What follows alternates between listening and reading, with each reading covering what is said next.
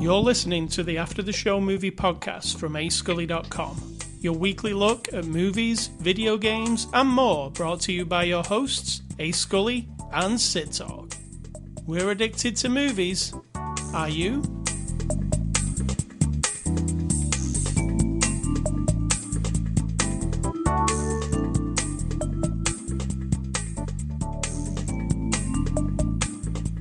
Good afternoon, everybody. Good afternoon, Cidtalk. Hello. Good afternoon. And good afternoon and welcome to our show. What was the before the after the show discussion? You were fiddling with the sound. I'm making a city and city skylines. We didn't really talk about much. You did your Rubiks thing, which you'll discuss later, I'm sure. Today was a low key before the after the show discussion. It was. It's Saturday, September the 24th. This is After the Show. We are a movie review podcast, and every week we look at a new movie. And on episode 755, we're looking at the movie Emily the Criminal. It's a 2022 movie. It's on streaming now, rated R from our friends at Universal. Cidtalk, give us a synopsis of Emily the Criminal. Emily is a criminal. Very good. Yeah, that's good. I'll give you the real one. I mean, that's it. That's it. Down on her luck and saddled with debt, Emily gets involved in a credit card scam that pulls her into the criminal underworld of Los Angeles, ultimately leading to deadly consequences. I think that synopsis tells you a bit too much. Yeah, that's a bit of a spoiler there. Holy crap. Yeah, and that's right in the synopsis. Mine was considerably better. It was, but yours was also the title. So Fair enough. So Emily the Criminal, Cidtalk, how did you enjoy it? I loved it. Or did you enjoy it? I loved it. The end? The end. Did you enjoy it, though? Yes, I enjoyed it and I loved it. I think it was really good. I was compelled. I was interested in the person. And while I don't condone her choices, obviously, she's fictional. I feel like it was just really compelling because you could see something in her. So you start out meeting her. She's trying to get a job. Spoilers. There might be spoilers. There might be spoilers. There will be spoilers because you just said it turns deadly. So there you go. Well, you can blame that on the person that wrote the synopsis. Exactly. She goes to get a job. The guy asks her a question about her record, right? To do a background criminal check. Spoiler, she kind of fibs. He actually has the actual thing and says, but you were actually arrested for aggravated assault, right? And then he's like, tell me about it. And she's like, no. Basically like, fuck off. Like, I just want this shitty job. You don't need to know. Well, of course, they're not going to hire her. Then you see her delivering food, like catering for a restaurant, which is kind of a crappy job. She lives with some roommates. She's an adult. She's thinking of going back to live with her stepfather, you know, all these things. And then we find out she's $70,000 in student loan debt. Da-da-da-da-da. So she gets this weird opportunity to maybe possibly make a few $100. And she doesn't seem to be too bothered about the illegality of it. Maybe a little bit, because when he says you can leave the room, she does start to leave the room. Yeah, but I don't think that was because of her, because later in the movie, it really sums it up. And I loved that he said this to her. He was like, you're a bad influence. Because I think this character, even without us knowing her whole backstory, her reactions to things tell me a lot. I think she was getting up out of there because it felt like a trap. Because her questions aren't like everybody else's questions, right? Right. So she's not bothered. I mean, what they're doing is basically using stolen credit card information to buy stuff. And then the criminal people, the bigger criminal people, sell it off and you get a couple $100. I don't think she's bothered by that at all. I think she's bothered by, what is this? I don't understand what the whole process is. I might be in danger. Fuck this, I'm out, right? But I think he just puts her at ease because he's kind of slick and then goes, I don't think she ever had a problem with the criminal element. That's why Emily is a criminal. See, the title tells you everything. Your mission, if you choose to accept it in this movie, in the next hour, you'll have $200 if you do exactly what we say. But you will be breaking the law, and you're just basically going into a store with a stolen credit card and buying an expensive item that's worth $2,000. You come out, you give him the $2,000 TV, and he gives you $200. So it's not actually a good deal. It's not a good deal? No. You mean the level of criminality that you're performing for a couple $100? Right. So it's a terrible deal. I mean, because if you were offered that deal, you wouldn't do it, right? It depends. For $200? I would not do anything to do with stealing people's identities. I think that's vile. But, I mean, it depends on what the crime was. I'm going to get away scot-free. It's possible. So then in this movie, it escalates. Like the second mission that she takes. Is it a mission? Is it a secret shopper? Secret shopper, they call it, don't they, or something? Dumb shopper. Dumb shopper. Dummy shopper. Like a fake. Like a dummy shopper. You're a pretend customer, basically. Yeah. So the second one is not a TV, it's an expensive car. And that one kind of goes hideously wrong, right? She's shaken, but if you watch this character carefully, it's like, right, bring it on, MFers. You guys are the shitty ones and you're treating me like crap? No. I'm all in. Like once she gets her head banged up and then the guys like try to do her over, the one guy who wants to in the parking lot. So like the first thing she does is gets one of the big TVs and then she tells the guy in a parking lot, shady deal, $600. He's like 300. She's like, no, 600. And he's like a big dude, right? With a friend who's big. And they're like, nah, we could just take it. And then she's like, screw this. She gets in her car and then she's like, I'm just like, she's not afraid of them at all. There's zero fear in this person, right? Maybe a couple of moments, but that fear, because her first instinct is like, oh crap. But then she kicks into gear with this like, why? Why do these guys get to decide this situation? No. So she learns from that one that if she's a little bit tough with them, they respect her, right? So then later when she's doing the car deal, or the car was the car before?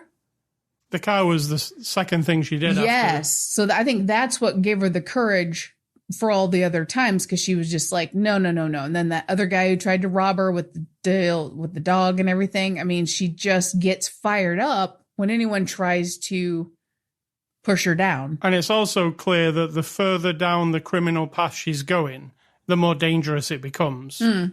It starts off pretty innocuous. You're just going in a store. Then you're basically stealing a car, right? It's the same. But that involves violence. People come after you because they realize, hey, she's probably got some money. She's a criminal.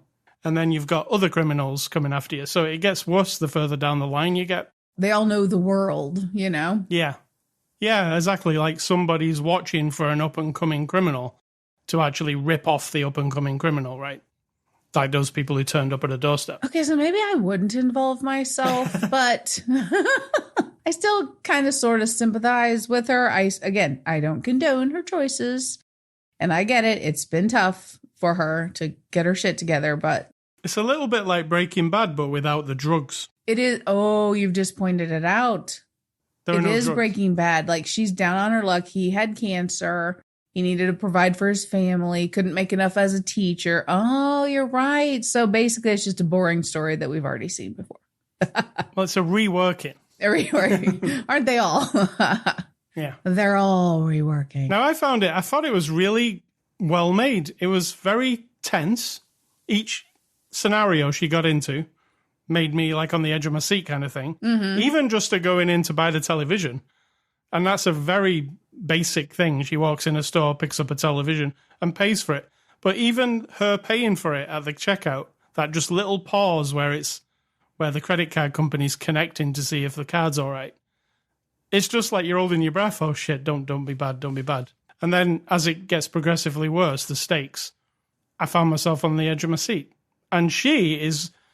Nothing that she does, Emily the criminal, in this movie is for nothing. So even when you're seeing her a regular job, which is like Uber Eats, basically, she's taking food from a hotel and taking it to events or to people's office buildings. Well, I think one of her jobs is working for the restaurant itself. Right. And then the other one, yeah. It seems like she's trying to hustle. But when she's delivering the food in one scene and some of the food spills in a bag, it shows you immediately how good she is at getting out of the situation. Mm-hmm. And the situation's basically, in this case, just some sauce is spilled. But she's fixing it immediately. So everything in it shows you what type of person she is. Absolutely. And she's not a bad person, is she? I don't know. We don't know her past. See, we don't know. I mean, all we're told is she has an aggravated assault in her past. Right. She kind of sort of explains it to the dude later on. She had a boyfriend. They fought a lot. And then at one point it got out of hand and he ended up calling the police, and that's why she got the aggravated assault. But she was pissed off at herself for not basically hurting him worse. Right. Because she says, I didn't scare him enough. That's why he called the police. So she learned her lesson. So we don't know if she was batshit crazy back in the day, right? Maybe she was the whole problem. We don't know. That's what I like about this character. She's interesting. When she's just interacting with like work colleagues or a friend, she just seems, I don't know, a little bit uninterested with everything. Yes, she's very bored with everyone. And a bit like, I identify, but I'm not a criminal. Yeah, and a bit like I can do better than all of this. Like she's just a little bit above everyone. But not a crazy person. Oh, but maybe. Do you mean not sociopathic? Not not like a psycho. I don't know. I don't know. If she is a psycho, she's a very like calculated. She doesn't seem to be out to actually harm people, but the adrenaline of her doing these things and then just not getting caught, and then also getting the upper hand on all these people who try to take advantage of her, that seems to be her thing. So what I really liked about the scenario, it's all plausible. And it's all played feels in like it, yeah. Yeah, it's like a realistic way as well. Like, there's nothing where you're like, oh, give me a break. Person wouldn't do that. Well, I'll tell you now. Tommy Redding, who was my father, he has passed a few years ago. As we used to watch Charlie's Angels, he would get pissed off, probably because he'd already been drinking, and say, by God, am I going to sit here and watch a bunch of women kick a bunch of men's asses because that ain't realistic. That's just a bunch of bullshit. So there are going to be people... He can't be the only one. Right. Who says, now, this was the 70s, so everyone can gauge my age. I was a young child watching the women kicking ass in the 70s. And my father immediately telling me that was stupid. Those people are still going to exist. So there's going to be somebody in your little 1-star reviews probably, or somewhere in there on IMDb, who are like, nah, it's unrealistic. Like, she couldn't scare the dude in the parking lot. And there's no way that she would... I feel like you, in those moments, it's all seemed very plausible. She's not a trained killer or even like a good fighter or anything. Any time when she gets involved, especially at the climax of the movie, the violence that it's just like a self-defense move, isn't it? Mm-hmm. But I found that plausible. She's got a little taser, which I loved. Yeah. A little taser and a box cutter, let's say. That's the only weapons in this. Nobody gives her a gun. No. You know, when he said, I need to give you something to protect yourself, I thought he was going to get a big drawer full of guns. Me too. But then I was like, oh, this movie is not a gun movie. Nobody's using guns. In fact, is anybody using a gun? Ever? Not that I recall. Not even the bad guys threatening each... No, there's no guns. Interesting. Well, there you go. It's if you don't like guns, this is your movie. I mean, it's still violent, so don't pretend it's not violent. It's not John Wick, let's say. It is not John Wick. If you want guns, go and watch John Wick. All right, so let's get on to the cast here. Aubrey Plaza plays Emily. What did you think? I really like her. I think she is the driving force of the whole thing, right? I mean, she's Absolutely. in 95% of the scenes, I would say. It's one of those movies where it's like you're walking behind her. The Wrestler, that's what it reminded me of. And you're going into a place and it's kind of from just above her perspective. Or another one of your faves, Punch Drunk Love. Yes, Punch Drunk Love, yeah, true. And she's generally known for being funny, Aubrey Plaza, but this movie has no funny. No. She don't even crack a joke, There's no she? funniness. It's just a serious role. I don't think there's one... I mean, I laughed because there were times when he's the criminal to start with. He's the one who's giving everybody fake credit cards and telling them, hey, you're going to do this deal and then I'll pay a couple $100, right? So he's like the criminal boss guy that we're going to. There were times when she says things and he looks at her and the actor does it exactly right. He just looks at her like, who am I dealing with? And that to me was kind of comical because even he's the one that ends up saying, you are a bad influence, right? When he's like, yes, that kind of stuff is humorous, as in and it's not, I don't think it's supposed to be humorous, but I thought it was. Because he's like it's not a hardened criminal. He's a criminal. I would Sure. call him a low-level Identity criminal. theft and selling stolen goods. Yeah. That would be his charges. He just hustles his way through this Yeah. small criminal empire. He is kind of off kilter when he meets her because she is all in. She does the things he asks, and almost there's not much of a reaction to it, apart from she's pissed off during the car mission because she gets hurt. And that kind of fixes her mind, like, this is not happening again. Yeah, I'll do this, but not getting hurt. Like, Yeah. I preferred the stealing the TV because there was nothing to it. Not that there's nothing to it, because maybe she gets a kick out of... I was going to say, I think she does like it. We've got Theo Rossi as Yousef. What did you think of Theo? I like him. What do we know him from? Marvel show? Iron Fist? No. No, Luke Cage. Luke Cage, right. No, was it Luke Cage or Jennifer? No, it was Luke Cage, actually. He might have appeared in some of the others, but Luke Cage was the main one, the one with Mariah. Yeah. Yeah, and he was very good in that show. Yeah, a menacing criminal. And he was also in, when I looked him up, and I'd forgot that he was in this, and it's a movie we watched this year, and it's Zack Snyder's Army of the Dead. So, the big zombie movie. I don't recall him in that, but you know me. He was one of the crew. So, I thought he was good in this. He had a strange accent sometimes, and then sometimes he didn't. That was the only problem I had with him. Who else have we got? We got Jonathan Avigdori as Khalil. He's the cousin of Yousef, right? He seems like a jerk. I mean, he was actually terrifying, I found. Because there was moments where when he was kind of looking at, like, there's a relationship developing between Emily and Yousef. And he was looking at it as though, if that looks dangerous to our operation, so yeah, I'm going to have to sort this out, right? Yeah, he was a jerk. And the way he looked at her and the things he said to her, he was kind of, I love her. She's just like, what? Yeah. Right? Like, no hesitation. What are you saying to me? Like, you ass? You're not intimidating me. No, I like that. But he was really trying to. We've got Gina Gershon, who we've not seen for a long time, as Alice. She was in one scene. Yeah, which, I mean, she's on the main cast here, so. And this last one, can you pronounce this lady's name? Megan Ekakunwoke. Is that correct? I don't know. If the Ekakunwoke is... I like how it sounds. The CH is a ch sound or k sound. So, Echakunwoke or Ekakunwoke. I actually like the way you said it. Anyway, she plays Liz, which is Emily's friend, who... There's a bit of a subplot running where this lady works in advertising and she's trying to get Emily a job. And it's kind of a big, fancy advertising building. It's a bit of a red herring thing because it's like, oh, well, of course she would want to have a job in the industry that she studied for because she went to art school and then she had to drop out because of this aggravated assault. You're kind of brainwashed in the world and society to think, oh, that's her goal then. Like if she gets a job in this big corporate environment where she can now be a cog in the wheel and make a bunch of money and have a little office. And then she sits at the big table, like she kind of likes it, she's in there alone.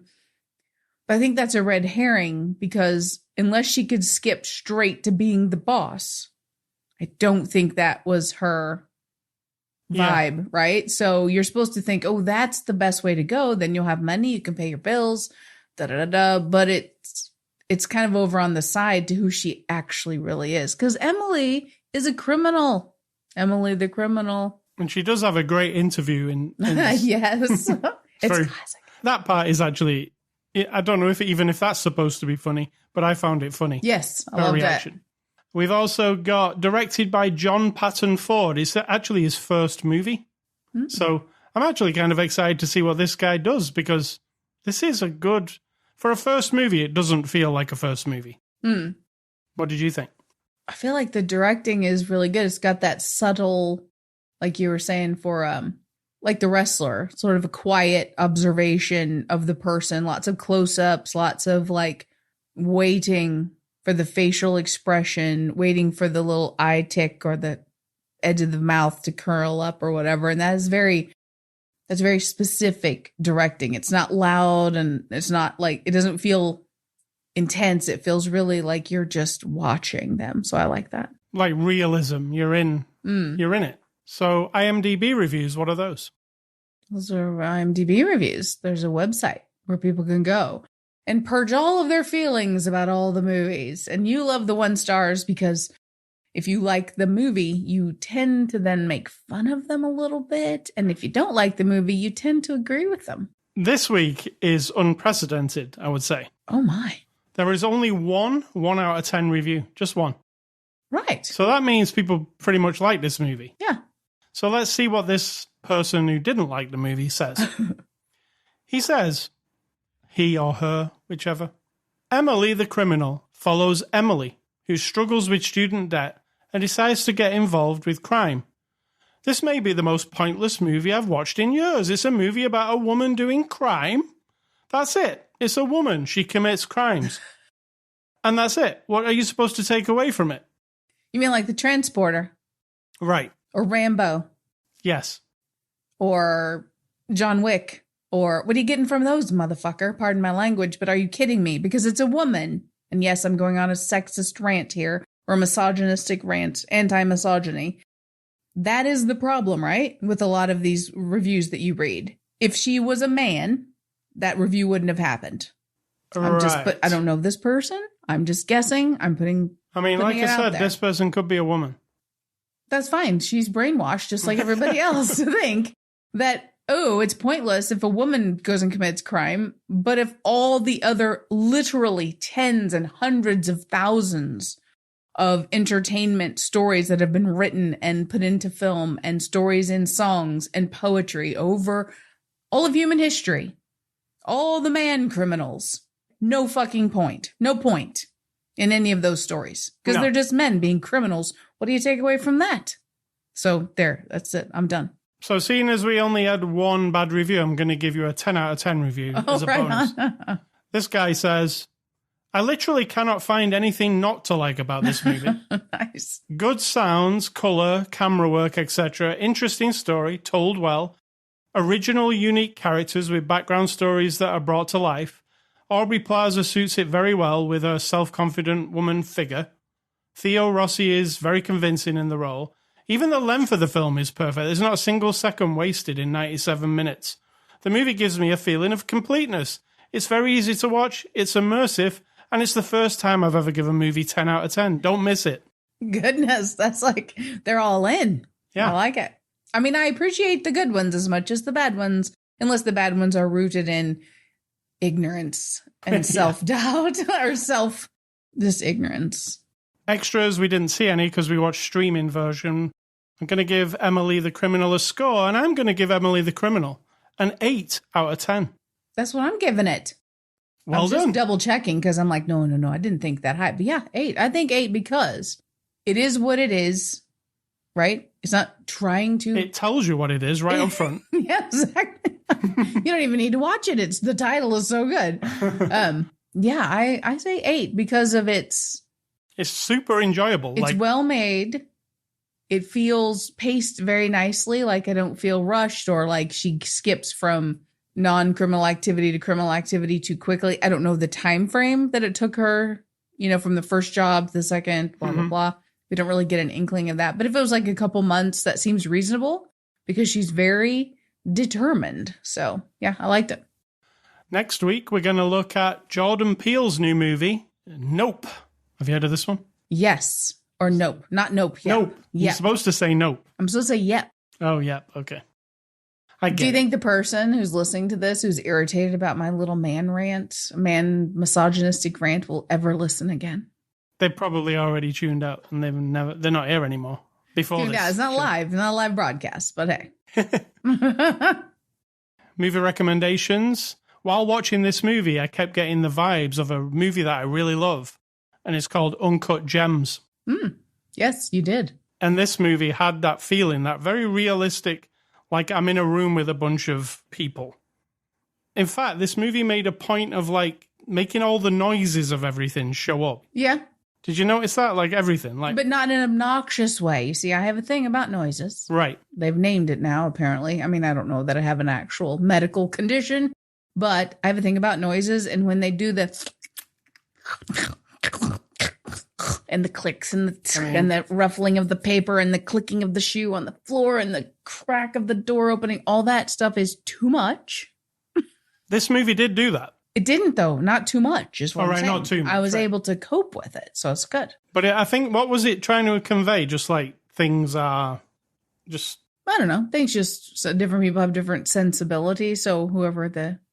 Yeah, because when you were in like the interview at the beginning with her, you could hear like him shuffling the papers and... I see, I didn't notice, so that's good. That means it was done correctly. It was a interesting movie, and Uncut Gems is a bit more intense than Emily the Criminal. My other one I'm going to recommend is Philip Seymour Hoffman in Owning Mahoney. Oh, This movie reminded me of in the way it's really on the down low.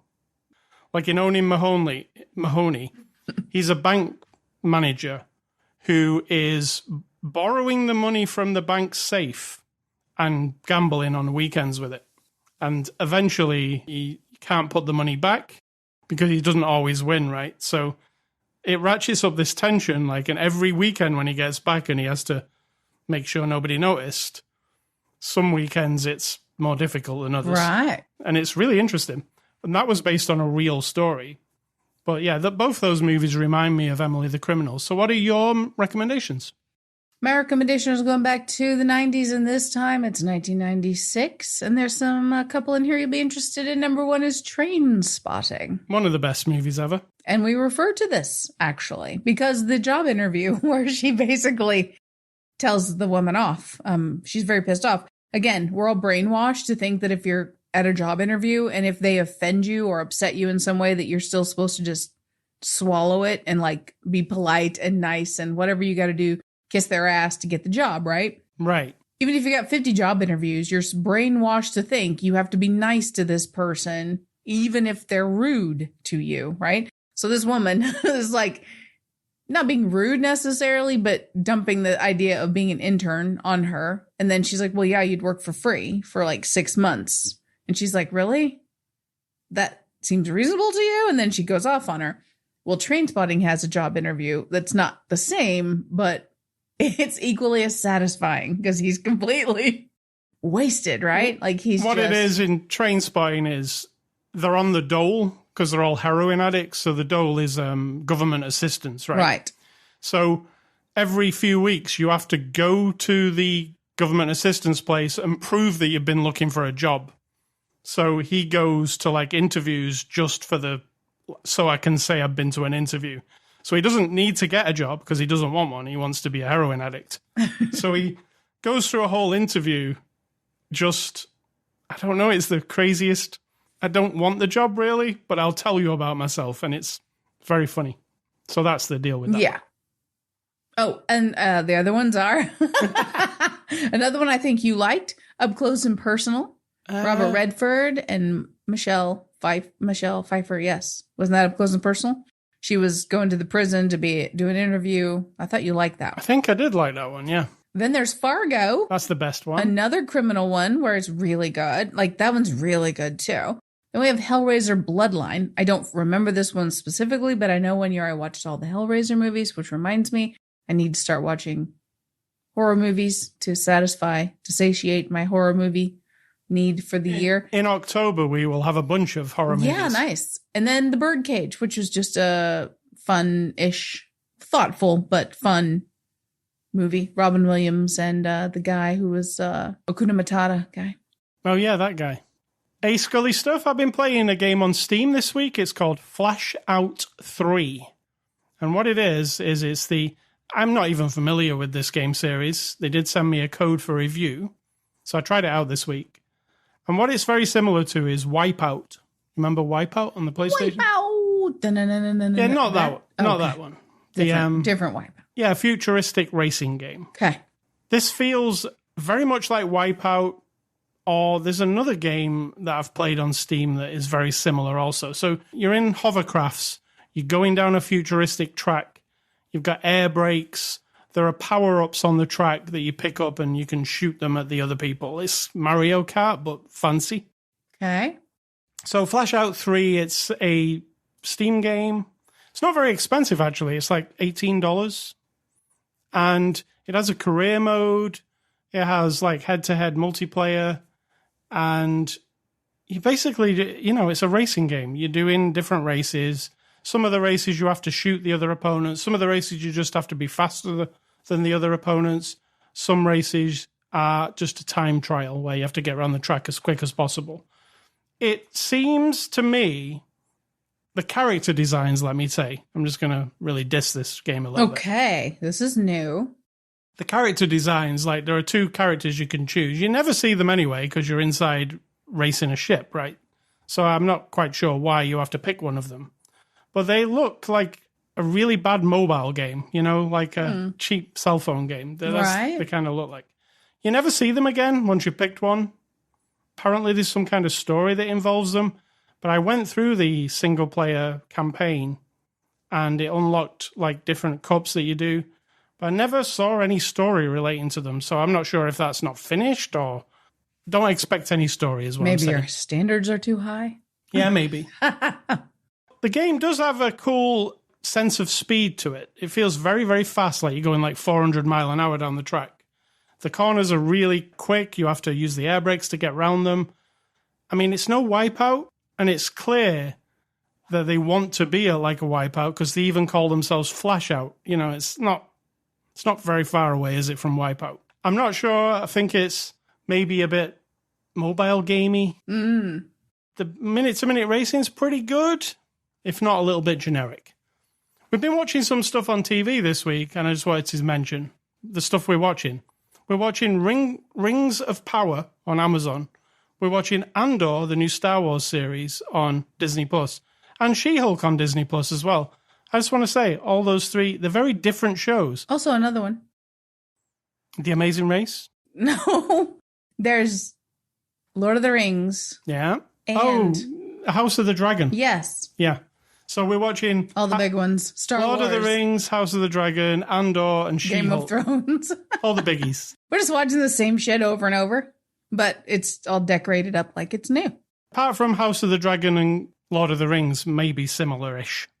But the rest of it's all very different. She-Hulk's like a crazy... It's turned into like a... It's really fun. I absolutely love it. Yeah, just a romp, basically, in the Marvel universe. And that lady, whoever the lady is, Tatiana, who is isn't that her name? Titania. No, the woman who plays the Hulk. Oh, yeah, that lady, yeah. Yeah, she's from Orphan Black. Awesome. I loved her. Yeah. I love her. I think she's great. And Andor, the Star Wars show, the first 3 episodes, they did them all this week. We watched all 3. I found that really intense and satisfying as a Star Wars fan. I actually want to see it again. Nice. So, yeah, there's stuff on the TV. Watch it. The other thing I've been doing this week, I don't know why I did this. I picked up. We've always had a Rubiks Cube. I wondered about this all week. Like, what inspired you this week? Well, we've always had a Rubiks Cube in the house. I tried to learn it at one point and kind of did it and then didn't do it anymore, right? And then I was looking at something, like maybe my Amazon ads or something, and it showed like a Rubiks Cube. And I was like, oh, let me find that Rubiks Cube and see if I can do it. So then I spent like half a day trying to figure out what to do and eventually solved it. And then I went on Amazon and I thought, well, I'll see if I can get like a... Did you though? I didn't think you solved it. That's why your journey I did began. solve it, but it took me a while. Right. Like a day almost. So I went on Amazon and I thought I'll buy a different Rubik's Cube just to see how there's something called a speed cube, which I understand now, the difference between the cubes. One of them's kind of harder to turn than the other. The other one's very smooth and quiet. $4.99 for a fast Rubik's Cube. $4.99. Yeah. So I picked one up and I watched many YouTube videos over the last few days of how to solve a Rubik's Cube. And I kind of took all the information from different people's videos and I wrote myself something that I can understand a bit better. Because what I've found on the YouTube videos is they might teach one part of solving it well, but then the next part really badly. So I kind of went around and picked and choose what I liked. Also, it's hard to follow a lot of their YouTube videos because they've done it so many times they don't realize how fast they're going. When they're like, you just move it up, right, left, and you're like, hold on a second. I haven't even got the cube in my hand yet.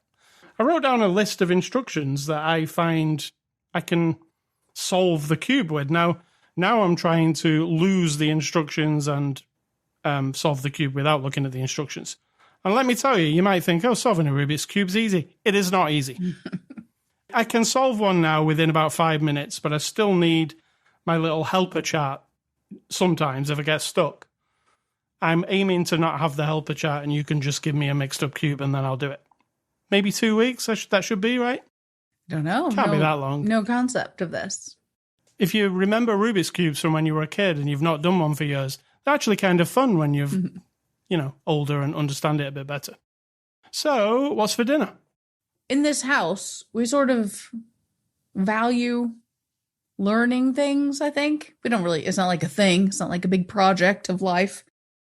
But you got it in your head, then you went on the internet and you went on the YouTube and you did a thing and you go through the process of learning it. I'm always doing art stuff. Well, I don't know how to make water look like water. So today and over this week, I've been trying to figure out how to paint this big sunset that I'm painting. So I go on the internet and I read people's things and I watch the videos and I'm like, then you have this epiphany moment, like, it's soaking in. I can do it.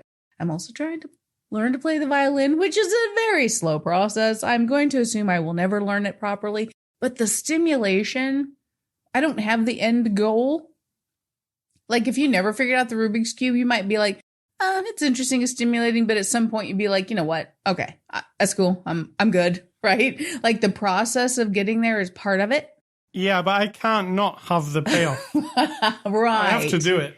I'm a little different because if I never figured out how to play a song on the violin, or I never get this painting to look the way I want it to look, I'll just be like, getting there was all of it to me almost. The end result isn't the big payoff. So I feel like that's an interesting way to live. And so many people are afraid of failure. So you're afraid of failure, is that what you're saying? Because once you're in, if you can't achieve it, then you'll feel like you failed? I'm not afraid of that, but I'm like, no, there's no way I can fail. I have to do it. That's a good attitude. And I'm more like trying, and I'm not saying this like if I go to try to win an Olympic medal and I try real hard that they should give me a medal. No, that's a competition. In life, to be afraid to learn, like I'm trying to learn actual professional photography techniques, also difficult. You are a computer builder person, so you're always learning. Actually, everything about the inner workings of all the stuff, even down to the capacitors and shit. Like, if it ever comes up that I need to know this, Yeah, the other day, this was funny, actually. I downloaded a new, podcasting suite for, editing. Oh, yeah, podcasts. You're really into audio at the moment. So then I added this brand new one. I use Adobe Audition usually, but this new one called Reaper, I was using that one. And it's really complicated to understand, and I was trying to understand it for a few days, and you said to me, why are you even and I said, well, I like to learn different things and maybe this is better and I don't know unless I learn it. I mean, I grasp that and I get it, but okay, I'm more of a giver-upper than you, I guess, because I've got my Paint Shop Pro that I've used for 20 years, literally. It does everything I want it to do. And we're talking you're using Adobe, which is the fanciest, expensive thing. And you're trying just an alternative thing. I use Paint Shop Pro, which is the cheap version of Photoshopping. It's not Photoshop. I have looked at Photoshop. You have given me Photoshop. I have tried it. It's just no. I'm not investing any more time in learning the process. I've got the tool I need to do what I need to do. So I'm more of a, I'm determined to learn it the first time, but if I don't need to, you're more of an explorer, I guess. Yeah, I do like to test all of them and go, oh, hold on. The one I'm using is not the best one. But then I guess I am too, because I don't know. I'm a mishmash. I was just picking on you then, thinking why is he wasting his time? Yeah. So don't pick on me. I was just stop using that. You keep complaining about it. Just go back to the other one, because that's all you did was oh, this doesn't work. Oh, this doesn't work.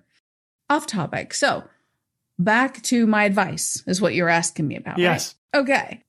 People always say love is a two-way street, right? Marriage is a two-way street, all that shit. And friendship is a two-way street. I disagree. I think every kind of love or relationship is a one-way path. I am on a path of the kind of love that I have for you, the way I communicate with you, and I like to pick on you, and when I beg you for assistance, when my mouse acts weird or whatever, the whole thing. I'm on my own singular path of how I love you. I do not require that every single step I take from my way of loving you, that you then, it's a payback situation, right? It's not a balance. It's not a two-way thing. Like, if I meet you here with this amount of love, then you better meet me back with this amount of love. That's what I think of as a two-way street, right? Like people are tallying it up. Yes. Like, you got to go both ways. No, I think you're on a singular path on your own. I'm on a singular path. Our paths have crossed, right? So we're kind of like really close to each other. We're married to each other, but we're still not on a two-way path. If everything I ever do, loving you, is whatever, X, Y, and Z, and yours is A, B, and C, it doesn't need to match or be equal or anything to me, right? Because I just think that in life, you're just always actually singular. When you meet a stranger and you marry them, and whether you have 10 children with them or you build a business with them, whatever the deal is, it's not ever going to be equally coming back at you. It just isn't. Like, theirs might be bigger than yours. They might be, whatever. So love is not a two-way street. That's what I'm saying. That's all I'm saying. And it doesn't make any sense unless you're in my head. And so good luck with that. Well done. Well said. Well, that's debatable, but see, that's how much you love me. You offer me a lot more love than I probably give back. All right, ascully.com if you want to go and feel the love from us. You can go there, listen to this podcast. How many episodes do we have? We have 755 episodes for you to listen to. So come back when you've listened to them all. Homework assignment. You can also catch us on Twitter, Facebook, Instagram, Ascully or Cidtalk. Just look for those names. You can go to anchor.fm/after the show, Spotify, iTunes, Amazon Music, anywhere where podcasts are available. Email feedback to me, ascully@ascully.com. Do not email Cidtalk. She doesn't want any of your emails. It's a one-way street. Correct. And stay classy, Mrs. Aubrey Plaza. I'd like to see another movie with you in, being a criminal. Or not. You don't have to be a criminal. And I'm going to say, think for yourself. Because if you're not doing it, someone's doing it for you.